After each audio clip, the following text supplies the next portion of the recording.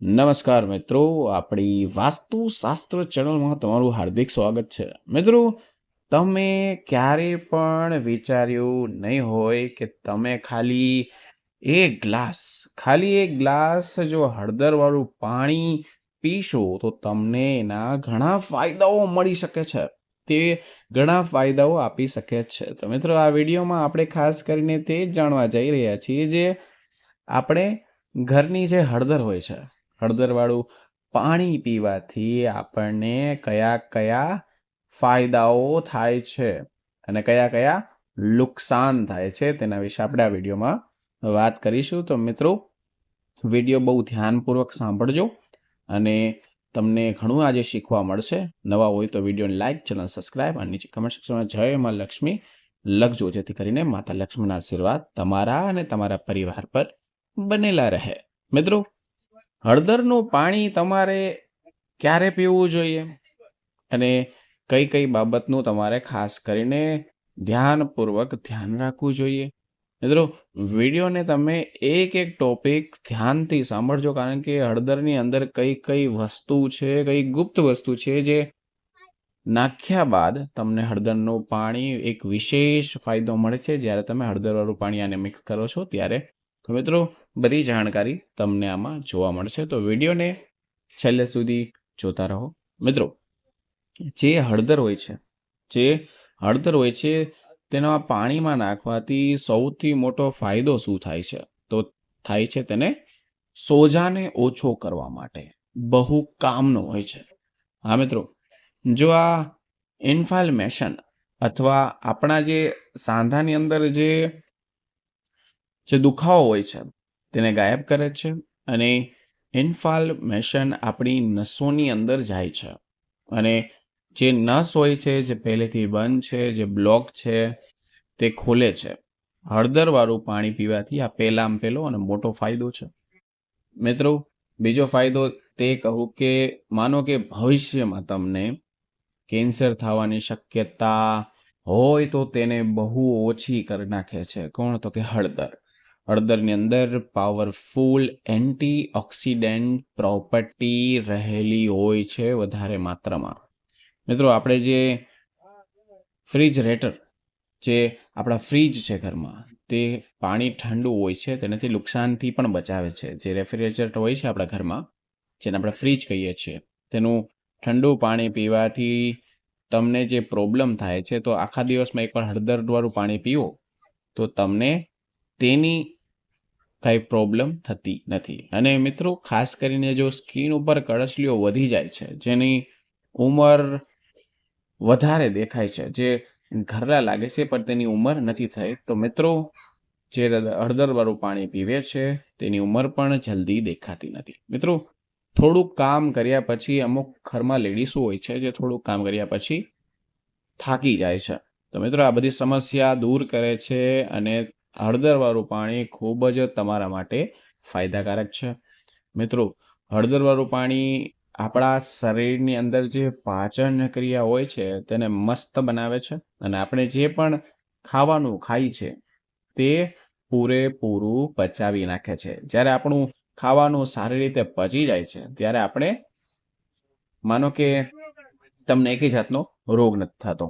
અને જેને ખાવાનું નથી પચતું તેને શું થાય છે સાંભળો: કબજિયાત, ગેસ, અપચો, એસિડિટી કે પેટ ફૂલવું, આવા પ્રકારની સમસ્યા હોય છે તો તમારે હળદરવાળું પાણી પીવું જોઈએ. મિત્રો, જો તમે એક રીતે જોવો તો હળદરવાળું પાણી હોય છે જે આપણા શરીરમાં ખરાબ ઝેરી કચરો હોય છે, જે ઝેરી રાસાયણ હોય છે, ઝેરી તત્વો હોય છે, એને બહાર ફેંકી દે છે, તેનું કામ કરે છે. મિત્રો, જ્યારે પણ આપણે બહારનું જમીએ છીએ તો આપણી અંદર એવા કેમિકલ આપણા શરીરની અંદર આવી જાય છે અને આપણા પેટમાં કીડા બનવાની ક્રિયા ચાલુ થઈ જાય છે. તેની કીડા બનવાની ક્રિયાની ક્ષમતાને તે ઘટાડે છે અને હળદરનો એક મુખ્ય સારામાં સારી વસ્તુ કહું તો તે કિડનીને મજબૂત બનાવે છે. અને હંમેશા જે વ્યક્તિ ટેન્શન લેતો હોય, જે હંમેશા તણાવમાં રહેતો હોય, તેને ટેન્શન ફ્રી રાખે છે. આ મિત્રો હળદરના ફાયદા છે. મિત્રો અમુક માણસો હોય છે જે થોડું કામ કરે છે, થાકી જાય છે, પાછા કામ કરે છે, પાછા થાકી જાય છે. આ બધી સમસ્યાઓથી હળદરનું પાણી પીશું તો તમને છુટકારો મળશે, કારણ કે હળદરનું પાણી આપણા માટે બેસ્ટ કહેવાય છે. ઉપરાંત જોઈએ તો હળદરવાળું પાણી રોગ પ્રતિકારક શક્તિ હોય છે તેમાં પણ મદદરૂપ બને છે. અમુક લોકો કેવા હોય છે, જેવું વાતાવરણ ચેન્જ થાય છે, બદલી જાય છે, તો તેને ખાંસી, શરદી કે ઉધરસ એવા સમસ્યા ઊભી હોય છે. અને બીજી રીતે જોઈએ તો બીજા એવા લોકો હોય છે જેમને વાતાવરણ બદલવાથી તેને કાંઈ ફરક જ નથી પડતો.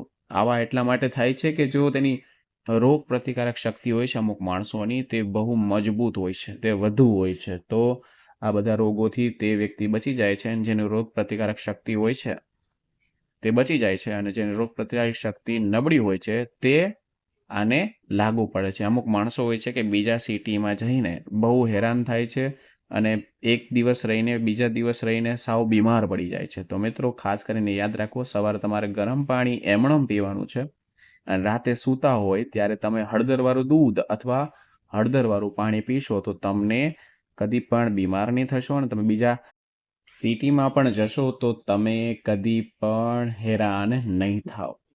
જે લોકો હોય છે જે કદી પણ બીમાર નથી પડતા અને એકદમ સ્વસ્થ હોય છે, તે રેગ્યુલર હળદરનું પાણી પીવાનું ચાલુ કરે તો તેની ઉંમરની સાથે સાથે તેને બીમારીથી બચી શકે છે અને તેની ઉંમર પણ નહીં દેખાય. મિત્રો આગળની વાત કરું તો હળદરનું પાણી પીવાથી તમને શું શું ફાયદા થાય છે સાંભળો શાંતિથી. પહેલાં તો શરદી નથી થતી, ખાંસી નહીં, કફની આ બધી સમસ્યાઓથી રાહત મળે છે. સાથે જો તમને ગળામાં સોજો હોય, મિત્રો યાદ રાખો અમુક માણસો હોય છે જે પણ કાંઈ ખાય છે તેને ગળામાં સોજો થઈ જાય છે. તો શું કરવાનું છે? હળદરવાળું પાણી લેવાનું છે અને તમારે સવાર સાંજ કોગળા કરવાના છે. હા મિત્રો, કારણ કે તમે સવાર સાંજ કોગળા કરશો તો તમને આ સમસ્યાનું સમાધાન મળી જશે. મિત્રો આગળ વાત કરું તો આપણે બધાને ખબર જ છે કે મોટાભાગના રોગનું મૂળ કારણ શું હોય છે, તો કે પેટ. એટલે કે પેટ હંમેશા સારું રાખવું ખૂબ જ જરૂરી છે, કારણ કે બીમારીઓથી બચવા માટે તો પેટ તો સ્વસ્થ રાખવું જ જોશે. કારણ કે 80% જે રોગ હોય છે તે પેટ દ્વારા જ બને છે અને પેટ દ્વારા થઈ છે. તો મિત્રો આ તમામ જાતના જેટલા પણ રોગ હોય છે તેને દૂર કરે છે હળદર. હા મિત્રો ખાસ યાદ રાખજો, તમે હળદરનું પાણી પીવો છો તો તમારી પાચન ક્રિયા પણ સારી મજબૂત બનશે અને સારી રીતે ખાવાનું પણ તમારું પચી રહેશે. જો તમારું ખાવાનું પચશે તો તમે હંમેશા સ્વસ્થ રહેશો. મિત્રો અમુક માણસો હોય છે જેને ચામડી રોગ હોય છે, કારણ કે ચામડી હોય છે, અમુક જણાને ખંજવાળ આવતી હોય છે, અમુક જણાને દાદર હોય છે. તો મિત્રો એને ખાસ યાદ રાખવાનું છે કે જ્યારે પણ તમને ચામડી રોગ થાય તો પહેલાં આયુર્વેદના ડૉક્ટરને દેખાડવાનું છે, અને જેમ બને તેમ તમારે દૂધ સાથે હળદર નથી લેવાની. તમે હળદરવાળું પાણી પીવાનું છે. અને કારણ કે આપણા શરીરની અંદર જેટલા પણ અશુદ્ધિઓ છે તે બહાર આવે છે, અને લોહી જ્યારે શુદ્ધ ના હોય ત્યારે જ તમને ચામડી રોગ થાય છે. અને જેને ચામડી રોગ થાય છે તેને ખીલ, ફોલિયા, દાગ કે ધબ્બા આ બધી શક્યતાઓ થવા યોગ્ય છે. તો મિત્રો તમારે શું કરવાનું છે કે તો હળદરવાળું પાણી હોય છે તે સ્કિન ગ્લો આપે છે અને અંદરથી લોહીને શુદ્ધ બનાવે છે.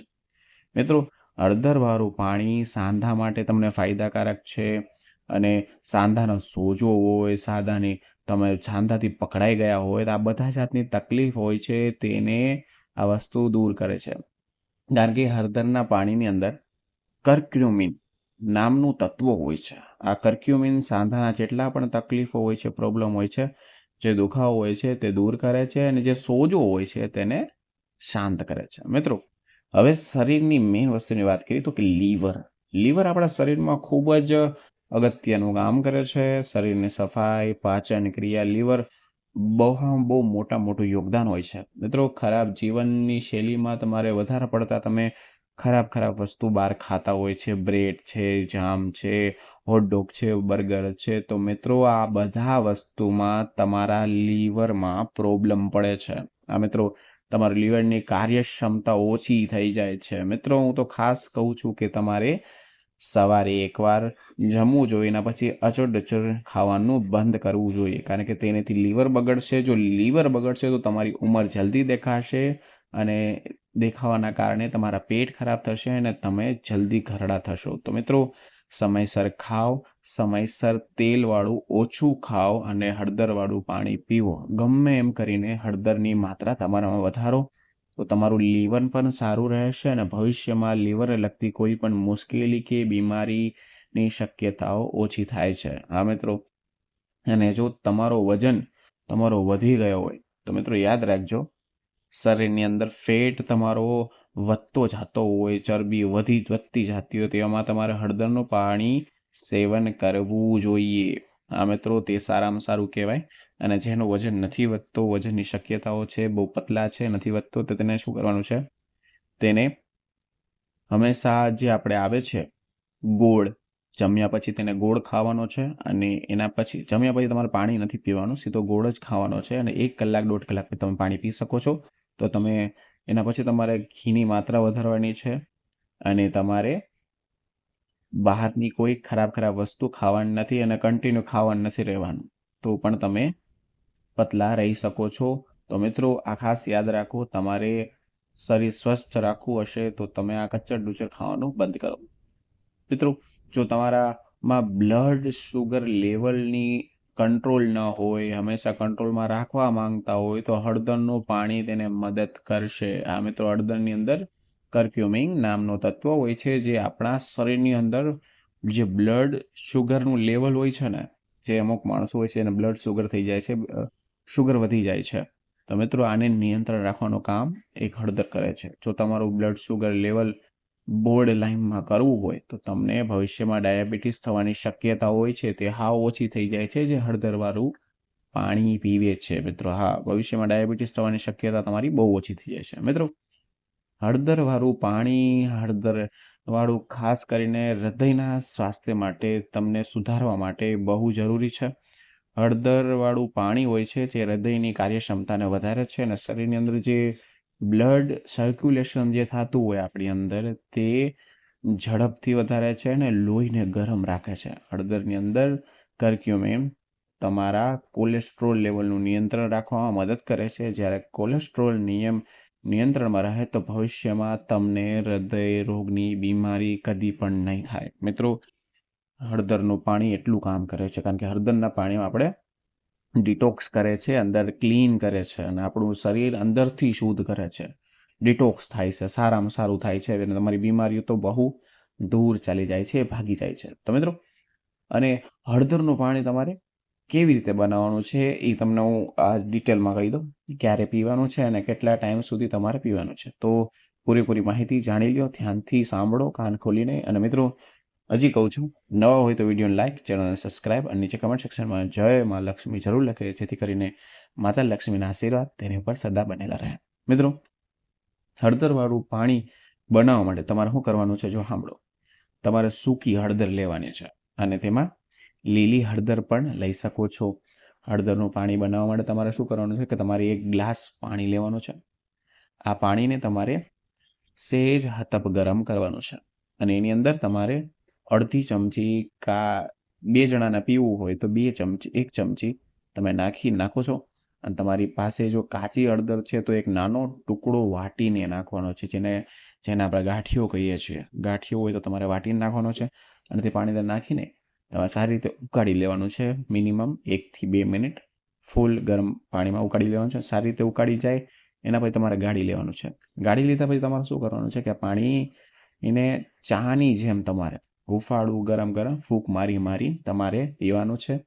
અને હળદરવાળું પાણી પીવું તો તમને એક નોંધ છે કે તમારા પેટ ખાલી હોવું જોઈએ.